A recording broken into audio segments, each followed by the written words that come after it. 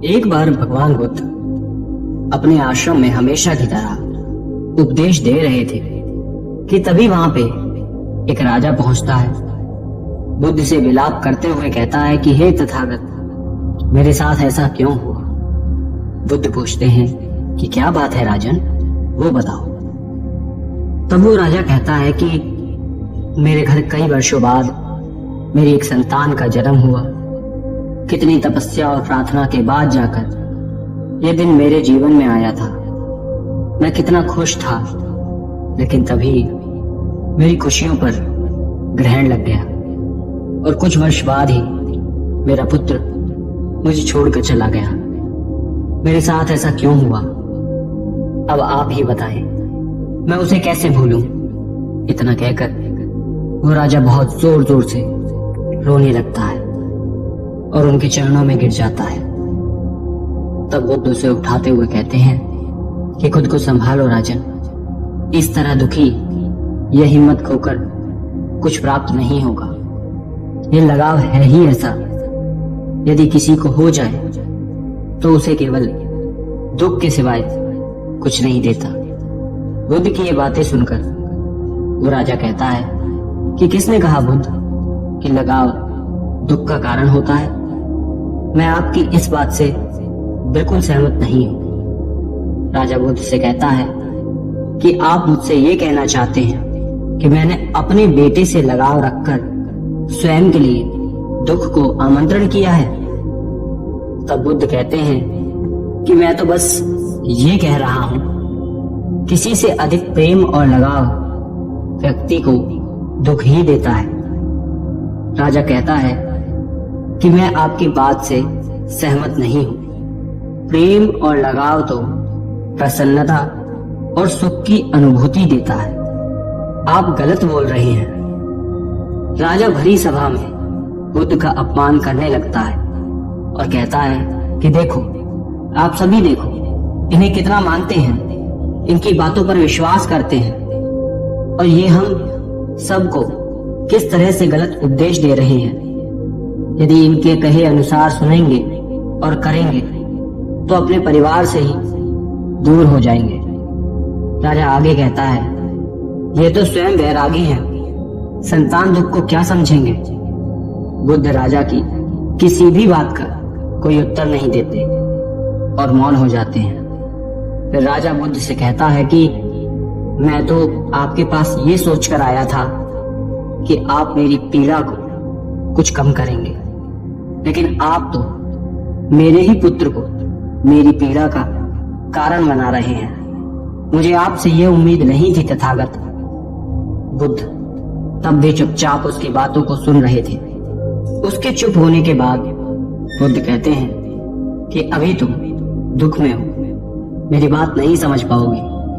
राजा कहता है कि मुझे अब आपसे कुछ भी समझना नहीं है और ना ही कुछ सुनना है।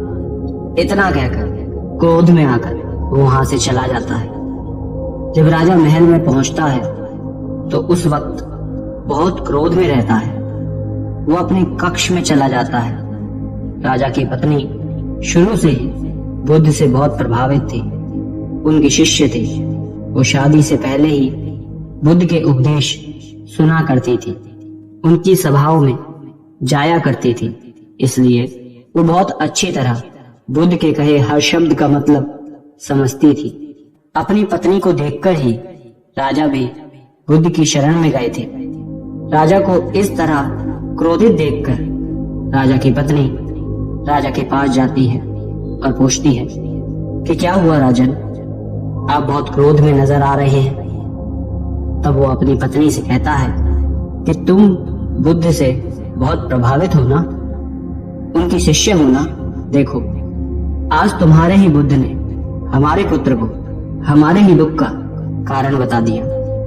वो कुछ नहीं जानता, केवल गलत उपदेश लोगों को दे रहा है।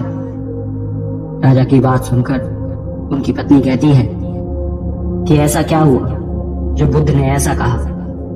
तब राजा कहता है कि आज मैं तो यही सोचकर गया था कि बुद्ध से मिलकर मेरा दुख कम होगा, लेकिन वो तो मुझसे ही कहते हैं कि लगाव दुख का कारण है। तुम ही बताओ, इसका क्या अर्थ है कि मेरा पुत्र से मेरा लगाव गलत था? राजा की पत्नी समझ जाती है कि बुद्ध ने राजा से क्या कहा था, लेकिन राजा ने बुद्ध की कही बात का विपरीत ही मतलब समझ लिया। तब वो राजा को समझाती है कि राजन, ये बताओ कि आप मुझसे कितना प्रेम करते हैं? राजा कहता है, बहुत ज्यादा। अब तुम्हारे अलावा कुछ नहीं है मेरे पास, मेरी खुशी की वजह ही तुम हो। राजा की पत्नी कहती है कि यदि अभी मुझे कुछ हो जाए तो आपको कितनी तकलीफ होगी? राजा कहता है कि यह तो शायद मैं बता ही ना सकूं। पुत्र को खोने के बाद बस एक तुम ही तो हो। तब रानी कहती है कि फिर ये आपका मेरे प्रति इतना प्रेम और लगाव क्या आपके दुख का कारण नहीं है? यदि मैं कल आपके साथ नहीं रहती तो क्या आपको दुख नहीं होगा? राजा ये सुन के कहता है कि अवश्य होगा। तब राजा की पत्नी कहती है कि यही तो बुद्ध आपको समझाना चाहते थे कि किसी से भी अधिक लगाव या प्रेम आपको दुख देता है। आज हमारे पुत्र से हमारा अधिक लगाव और प्रेम ही है जो हमें उसे भूलने नहीं दे रहा। अपनी पत्नी की बात सुन राजा को सारी बातें साफ और स्पष्ट समझ आ जाती है। पत्नी कहती है कि बुद्ध भी आपको यही समझाना चाह रहे थे और कुछ भी नहीं। तब राजा को अपनी भूल का एहसास होता है और वो अगले ही दिन पुनः बुद्ध के आश्रम में उनके पास जाता है और उनके समक्ष जाकर फिर पूरी सभा के सामने जिस तरह उसने उनका अपमान किया था उनसे क्षमा मांगता है। वो कहता है कि हे तथागत, आप सही थे, मैं ही आपको समझ नहीं पाया, मुझे क्षमा करो। बुद्ध कहते हैं कि किसी से भी इतना लगाव नहीं रखना चाहिए कि वो आपको जीवन जीना ही भुला दे। आपका सभी कर्तव्यों के साथ एक कर्तव्य स्वयं के प्रति भी है कि आपको स्वयं के बारे में भी सोचना है। लगाव होना चाहिए, लेकिन उतना कि आपके लिए मुश्किल ना आए। राजा बुद्ध की बात समझ जाता है और उनका आशीर्वाद लेकर लौट जाता है। दोस्तों, गौतम बुद्ध की इस कहानी से हमें यही सीख मिलती है कि जीवन में कभी भी किसी भी वस्तु को या फिर कोई प्राणी हो, किसी से भी हद से ज्यादा लगाव नहीं लगाना चाहिए, क्योंकि किसी से भी हद से ज्यादा प्रेम करना या लगाव रखना आपके लिए मुश्किल खड़ी कर सकता है। तब आप एक समय आने पे उस स्थिति में आ जाते हैं कि आप स्वयं के जीवन से ऊब जाते हैं और जीवन की लालसा त्याग देते हैं। आपको ये नहीं कहा जाता कि प्रेम और लगाव मत करो, एक सीमा में रहकर, एक दायरे में रहकर करो जो आपके लिए समस्या खड़ी ना करे। एक बार महात्मा बुद्ध अपने आश्रम में सभी शिष्यों को उपदेश दे रहे थे कि तभी उनमें से एक शिष्य उनसे पूछने लगता है कि तथागत, मैं आपसे एक प्रश्न पूछना चाहता हूँ। तथागत कहते हैं कि पूछो वत्स, जो भी तुम्हें पूछना। तब वो शिष्य बुद्ध से पूछता है कि तथागत, व्यक्ति कैसे स्वयं के भीतर हो रही हलचल और अशांति को दूर कर एक शांति का अनुभव कर सकता है? क्या कोई दूसरा इसमें हमारी सहायता कर सकता है? तब बुद्ध अपने शिष्य से कहते हैं कि तुमने प्रश्न तो बहुत सही पूछा वत्स, लेकिन तुम्हारे इस प्रश्न के उत्तर के लिए मैं तुम्हें एक कहानी सुनाता हूँ। इसे सुनने के बाद तुम सभी को तुम्हारे इससे जुड़े सभी प्रश्नों का उत्तर स्वयं मिल जाएगा। बहुत समय पहले की बात है। एक नगर में एक राजा रहा करता था। उसके पास बहुत सारा धन था। सोने चांदी से उसका घर भरा रहता, किसी चीज की कोई कमी नहीं थी। वो राजा ऐशो आराम से जीवन जी रहा था, लेकिन सब कुछ होते हुए भी राजा अशांत था। उसका मन स्थिर नहीं था, वो नाखुश था। वो अपने इसी अशांत मन के कारण अपनी प्रजा पर भी ध्यान नहीं दे रहा था। धीरे धीरे समय आगे बढ़ता गया। राजा का मन इसी तरह अशांत रहने लगा। वो सभा में भी ध्यान नहीं देता था। पूरे नगर में एक समय आने पर यह बात फैल गई कि राजा का ध्यान राज दरबार में नहीं है, वो अपनी ही दुनिया में खोया हुआ है। जब ये बात राजा के मंत्री को पता चली तब उसने राजा को बहुत समझाया कि वो अपनी सत्ता पर ध्यान दे, वरना सब उसके विरुद्ध हो जाएंगे। तब राजा कहता है कि मैं चाहता तो हूं कि मैं अपने राजकाज में व्यस्त रहूं, लेकिन मेरा मन उस तरफ नहीं जाता, हमेशा बेचैन रहता है। राजा की बात सुन मंत्री कहता है कि यदि आप भीतर से इतने ही उदास परेशान हैं, आपका मन बेचैन है, तो मैं आपको इसका एक उपाय बताता हूं, ये जरूर काम करेगा। राजा पूछता है कैसा उपाय? तब मंत्री कहता है नगर के ही जंगल में दूर एक महात्मा अपनी कुटिया बनाकर रहते हैं। वो बहुत ही विद्वान है। दूर दूर से लोग उनके पास अपनी समस्या के हल के लिए जाते हैं। आप भी उनके पास जाकर एक बार बात करो, वो क्या कहते हैं उस पर ध्यान दो, आपको हल जरूर मिलेगा। राजा मंत्री की बात मानकर अगले दिन सुबह सुबह ही जंगल के लिए अकेले बिना किसी से कहे चला जाता है। जंगल में पहुंचने के बाद जैसे जैसे मंत्री ने कहा था उसी मार्ग पर चलते हुए राजा महात्मा के पास पहुंच जाता है। वहां पहुंचकर वो देखता है कि महात्मा अपनी कुटिया के बाहर एक वृक्ष की ठंडी छांव में विश्राम कर रहे हैं और उनके आसपास कोई नहीं है, वो एकदम अकेले हैं। वो महात्मा के पास जाकर उन्हें प्रणाम करता है। राजा को देख महात्मा कहते हैं कि कहिए राजन, कैसे आना हुआ?